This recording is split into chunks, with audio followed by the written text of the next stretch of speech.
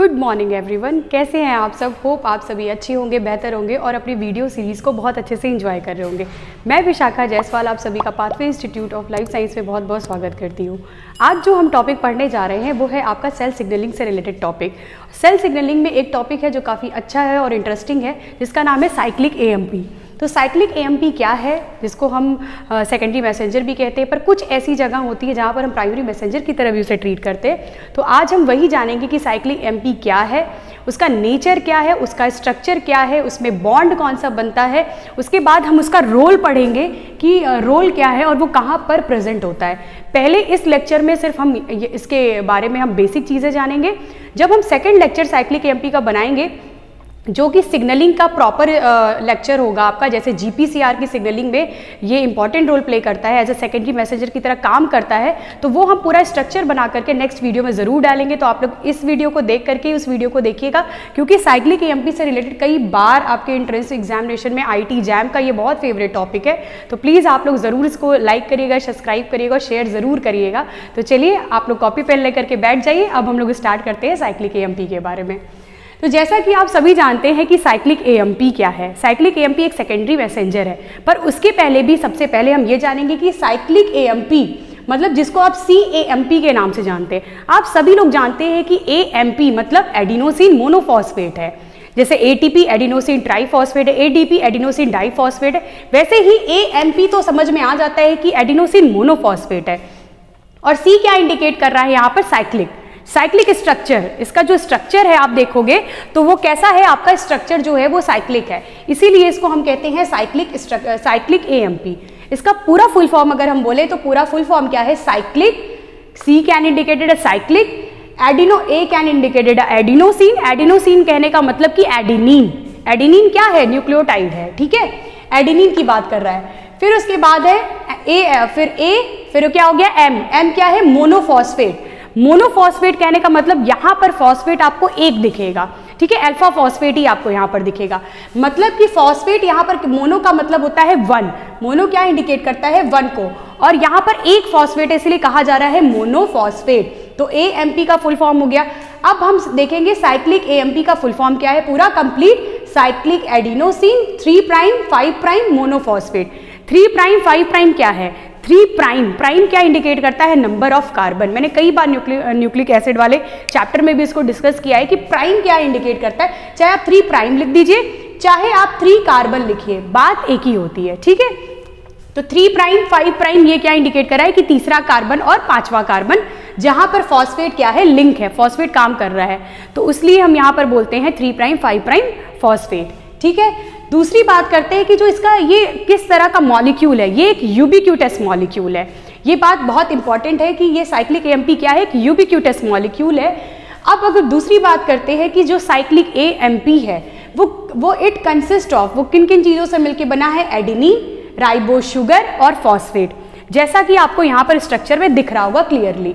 तो अभी चलिए हम लोग इस स्ट्रक्चर के बारे में भी देखते हुए, क्योंकि जब हम 3 प्राइम 5 प्राइम मोनोफॉस्फेट बोल रहे होंगे थोड़ा सा कंफ्यूजन हो रहा होगा आपको, और जब मैंने एडिनिन, राइबोस शुगर और फॉस्फेट बोला तब भी आपको लग रहा होगा कि स्ट्रक्चर के थ्रू चीज़ें देख लेते तो ज़्यादा अच्छे से समझ में आ जाता। अब यहाँ पर आप देखिए, ये स्ट्रक्चर किसका है, राइबोस शुगर का। ये स्ट्रक्चर क्या है, राइबोस शुगर का, ठीक है, राइबोस शुगर का स्ट्रक्चर है। यहाँ पर आप देखिए, आपका राइबोस शुगर जो है वो पेंटामेरिक कार्बन होता है, 5 कार्बन का बना है, 1 प्राइम 2 प्राइम 3 प्राइम 5 प्राइम, ठीक है, ये 4 प्राइम और 5 प्राइम। तो आप देख रहे हो यहाँ पर 5 कार्बन है, इसीलिए इसको हम पेंटोस शुगर बोलते हैं, ठीक है। तो राइबोस शुगर आपको दिख गया, मतलब ये वाली बात तो कंफर्म हो गई है ना। अब दूसरा आते हैं फॉस्फेट। आप ये देख रहे हो जो 5 प्राइम है उसका जो ये जो है ये क्या है, फॉस्फेट का स्ट्रक्चर है।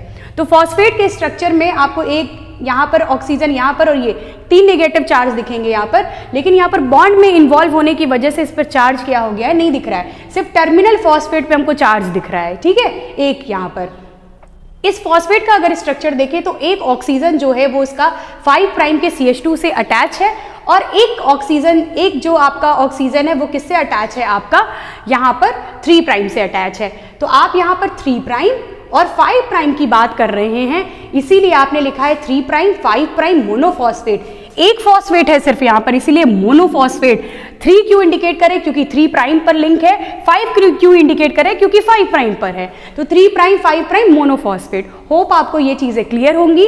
आगे बढ़ते हैं कि अब आते हैं, राइबोस तो क्लियर हो गया, फॉस्फेट भी क्लियर हो गया। अब आते हैं कि ये एडेनिन कहाँ है। ये एडेनिन का स्ट्रक्चर है, ठीक है। जब भी आप एडेनिन की बात करते हो, एडेनिन क्या है? प्यूरिन के अंदर आता है। जब भी हम पढ़ते हैं नाइट्रोजनस बेसिस, तो नाइट्रोजनस बेसिस प्यूरिन और पिरिमिडीन होते हैं। तो यहाँ पर आप AMP बोल रहे हैं, तो A क्या इंडिकेट कर रहा है? एडेनिन को। तो एडेनिन यहाँ पर क्या है? एडेनिन का स्ट्रक्चर अगर आप देखेंगे तो वो 9 कार्बन का बना है। आप यहाँ पर टोटल करोगे तो आपको क्या कर रहा है? 6 यहाँ पर है, तो आपको ये टोटल देखने को मिलेगा कि ये 9 कार्बन से मिलकर के बना हुआ है। और ये आपको यहाँ पर अटैच है पहले कार्बन से, फर्स्ट कार्बन से। और एडेनिन का 9 कार्बन यहाँ पर क्या कर रहा है? यहाँ पर जो बॉन्ड बना रहा है उसके बारे में भी हमने बताया था कि एन बीटा ग्लाइकोसिडिक बॉन्ड, ठीक है। तो अब प्रॉपर पता है कि कौन सा ग्लाइकोसिडिक बॉन्ड? N9। और यहाँ पर क्या है? C1, पहला कार्बन के बीच में जो बॉन्ड बन रहा है वो ग्लाइकोसिडिक बॉन्ड है। तो यहाँ पर आपको क्लियर है कि एडेनिन दिख रहा है, राइबोस शुगर दिख रहा है और फॉस्फेट दिख रहा है। इसीलिए आपने क्या बोला है कि जो साइक्लिक AMP है वो 3 चीजों से मिलकर बना है, एडेनिन, राइबोस शुगर, फॉस्फेट। इसके नाम में भी हम लोगों ने नेम भी क्लियर हो गया होगा आपको, cyclic adenosine 3 prime 5 prime monophosphate, ठीक है। अब आते हैं कि अगर हम यहाँ पर बात करते हैं इसके स्ट्रक्चर की, तो एक चीज और है, ठीक है। हमें स्ट्रक्चर समझ में आ गया, वो किन चीजों से मिलकर के बना ये समझ में आ गया। अब दूसरी चीज इसकी ये समझनी है कि ये कौन सा बॉन्ड बनाता है। आपको मैंने कई बार बताया है, मैंने इसके पहले भी एक शॉर्ट्स बनाया था जिसमें आपको वो डिस्क्रिप्शन बॉक्स में मेंशन कर दिया जाएगा, तो आप उसको जरूर देख लीजिएगा कि जब हम लोग बात करते हैं राइबोस शुगर 1 है ना और राइबोस शुगर 2, मतलब 2 राइबोस शुगर के बीच में जो बॉन्ड बनता है वो पहला राइबोस शुगर का कौन सा होता है? 3 प्राइम इन्वॉल्व होता है। और दूसरे वाले राइबोस शुगर का CH2 मतलब 5 प्राइम इन्वॉल्व होकर के बीच में यहाँ क्या होता है? फॉस्फेट। फॉस्फेट का एक ऑक्सीजन 3 प्राइम से लिंक होता है और एक ऑक्सीजन 5 प्राइम से लिंक होता है। तो पहले राइबोस शुगर का 3 प्राइम और दूसरे राइबोस शुगर का 5 प्राइम मिल करके कौन सा बॉन्ड बनाते हैं? फॉस्फोडाईईस्टर, ठीक है। फॉस्फोडाईईस्टर क्यों? क्योंकि 2 राइबोस शुगर। अब मैंने यहाँ पर 3 प्राइम क्यों पहले लिखा है? क्योंकि पहले वाले राइबोस शुगर का तीसरा प्राइम इन्वॉल्व हुआ है, दूसरे वाले का 5वां इन्वॉल्व हुआ है बॉन्ड बनाने में। उस बॉन्ड क्या है? Ester bond. और यहाँ फॉस्फेट इन्वॉल्व हुआ है, इसीलिए हम कह रहे हैं फॉस्फोडाईस्टर।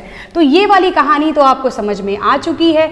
अब यहाँ पर आएंगे कि साइक्लिक, आपको लग रहा है कि हम ये वाली चीज यहाँ पर क्यों बता रहे हैं? हम इसलिए बता रहे हैं ताकि आप कंपेयर कर पाए। कंपैरिजन की वजह से हमें क्लियरिटी होती है। कल को कभी भी पूछ ले कि साइक्लिक AMP में कौन सा बॉन्ड प्रेजेंट होता है, कौन सा फॉस्फेट प्रेजेंट होता है, तो आप चीजों को क्लियर रख पाए, ठीक है।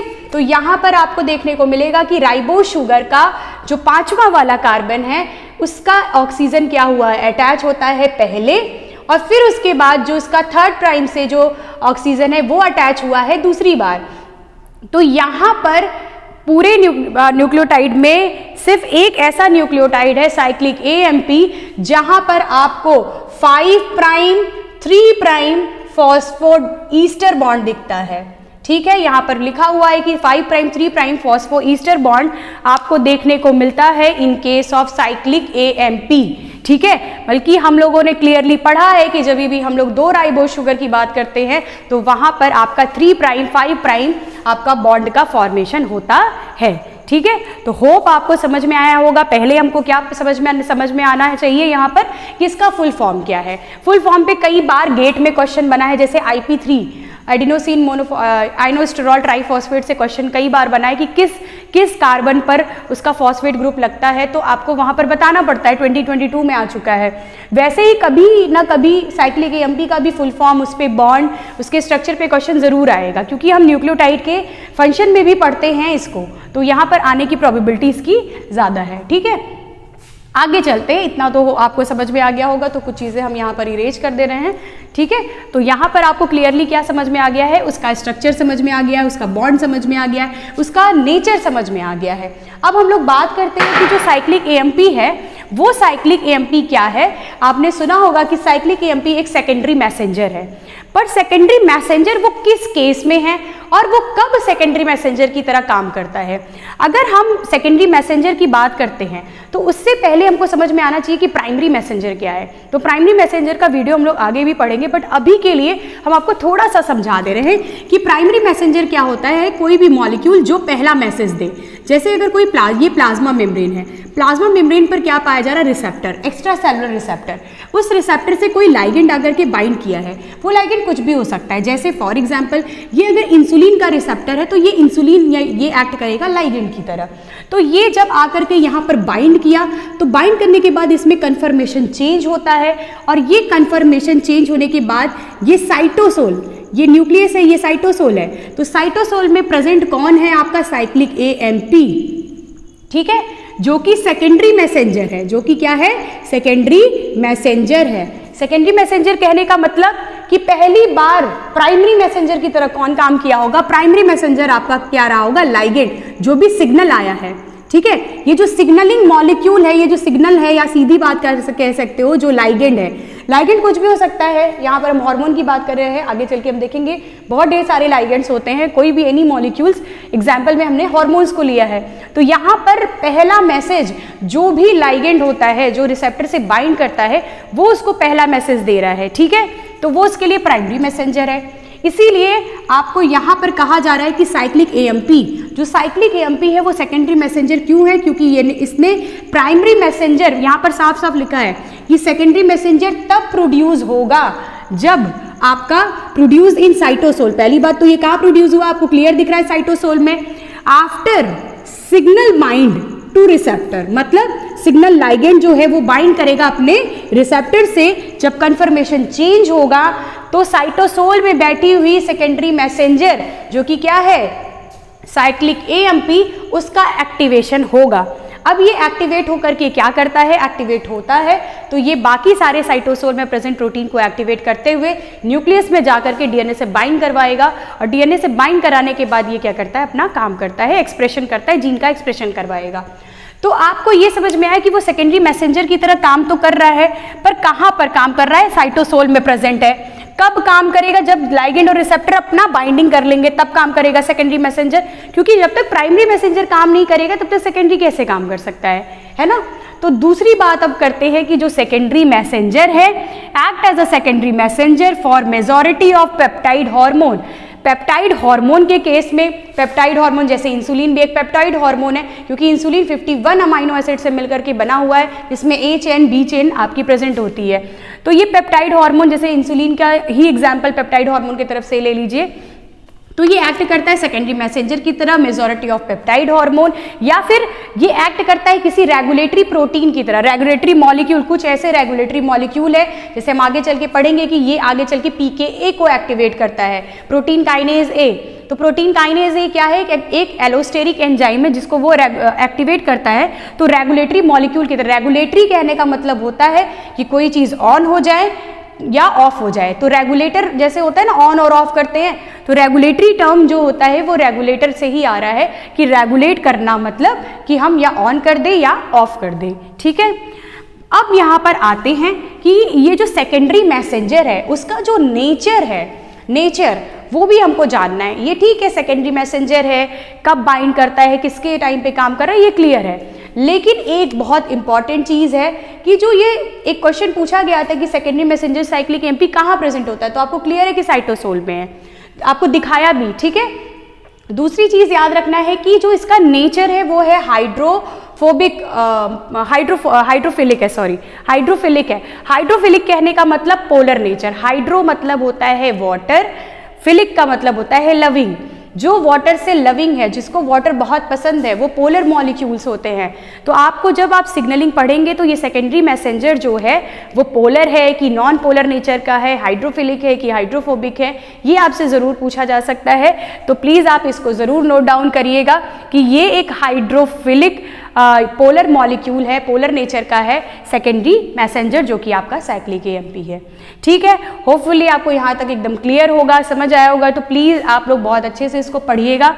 दूसरी बात जो थोड़ा इम्पॉर्टेंट है आपके लिए, कुछ ऐसी जगह भी है, एक्सेप्ट वाले से ज़्यादा क्वेश्चंस बनते हैं।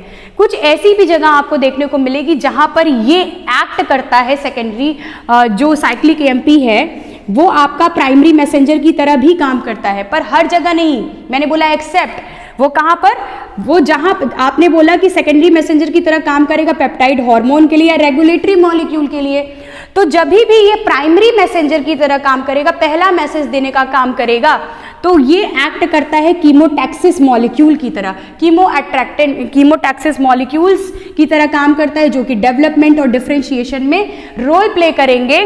तो वो कौन सा ऐसा जगह है जहां पर आपका साइक्लिक एएमपी आपका प्राइमरी मैसेंजर की तरह काम करता है, वो है डिक्टियोस्टेलम। ठीक है, जब हम डेवलपमेंट बायोलॉजी पढ़ते हैं तो हम वहाँ पर ये डिक्टियोस्टेलम एक चैप्टर पढ़ते हैं जहाँ पर साइक्लिक एएमपी की वॉर क्रिएट होती है, तो वहाँ पर हमको ये देखने को मिलता है एज अ प्राइमरी मैसेंजर। ठीक है, तो ये आपके लिए काफ़ी इंपॉर्टेंट है, तो इसको लिख लीजिएगा। हाइड्रोफोबिक वाला इंपॉर्टेंट है, ये आप ध्यान दीजिएगा। बॉन्ड को आप ध्यान दीजिएगा और यूबिक्यूटस नेचर को थोड़ा ध्यान दीजिएगा। ठीक है, अब आते हैं, अब साइक्लिक एएमपी का जो रोल है वो क्या है। ठीक है, साइक्लिक एएमपी एक it's provide source of energy for sale, ये सोर्स ऑफ एनर्जी की तरह भी काम कर रहा है। दूसरा कि आपका जब भी हम बात करते हैं साइक्लिक एएमपी की, तो उसका रोल है in hepatocyte and skeleton muscle cells, ये ग्लूकोनियोलिसिस करता है, ग्लाइकोजिनोलिसिस करता है। ठीक है, तो ग्लाइकोजिनोलिसिस कहाँ करता है, हिपैटोसाइट और स्केलेटन मसल्स में आपको देखने को मिलेगा, ये ग्लाइकोजिनोलिसिस करता है। दूसरी बात हम करते हैं कि जब भी हम बात करते हैं कार्डियक मसल सेल्स मतलब हार्ट की, तो साइक्लिक एएमपी प्रमोट करता है कॉन्ट्रैक्शन को, और लेकिन अगर हम स्मूथ मसल सेल्स की बात करेंगे तो वो वहाँ पर प्रमोट करता है रिलैक्सेशन को। ठीक है, ये सारे पॉइंट्स इंपॉर्टेंट है, ध्यान दीजिएगा। आगे चल के हम ये पढ़ेंगे कि ये जो साइक्लिक एएमपी आपने हार्ट पे देखा, मसल्स पे देखा, ठीक है, आपने कार्डियक मसल्स पे देखा, स्केलेटन मसल्स पे देखा, स्मूथ मसल्स पे देखा, इसका रोल यहाँ पर दिख रहा है, लेकिन नर्वस सिस्टम में यहाँ पर इसका कोई रोल नहीं देखने को मिलेगा। यहाँ पर क्या लिखा है, not act as a intracellular secondary messenger in neurons, neurons पे ये सेकेंडरी मैसेंजर की तरह काम नहीं करता है। ये बात को आप ध्यान रखिएगा। ये सारी पॉइंट्स जितने भी लिखे गए हैं, जब भी आप फैटी एसिड एडिपोज टिश्यू में अगर बात करोगे, जब फैटी एसिड का मेटाबॉलिज्म होता है तो वहाँ पर भी उसका कंसेंट्रेशन क्या हो जाता है, बहुत ज़्यादा इंक्रीज कर जाता है साइक्लिक एएमपी का। तो ये सारा आपको पूरी सिग्नलिंग पाथवे में देखने को मिलेगा, बट रोल आपको ध्यान रखना है कि रोल क्या क्या है। होपफुली आपको समझ में भी आया होगा कि मैंने रोल क्या बताया, बॉन्ड क्या बताया, नेचर क्या बताया, स्ट्रक्चर क्या था, एक एक चीज़ को डिफाइन किया गया है। तो प्लीज़ आप इस वीडियो को ज़रूर देखिएगा, इसके एक एक पॉइंट को ज़रूर लिखिएगा। तो जहाँ पर भी कन्फ्यूज़न लगे आप उसको डिस्क्रिप्शन बॉक्स में ज़रूर मेंशन करिएगा। होपफुली आपको समझ में आया होगा। Thank you so much. जय हिंद, जय भारत।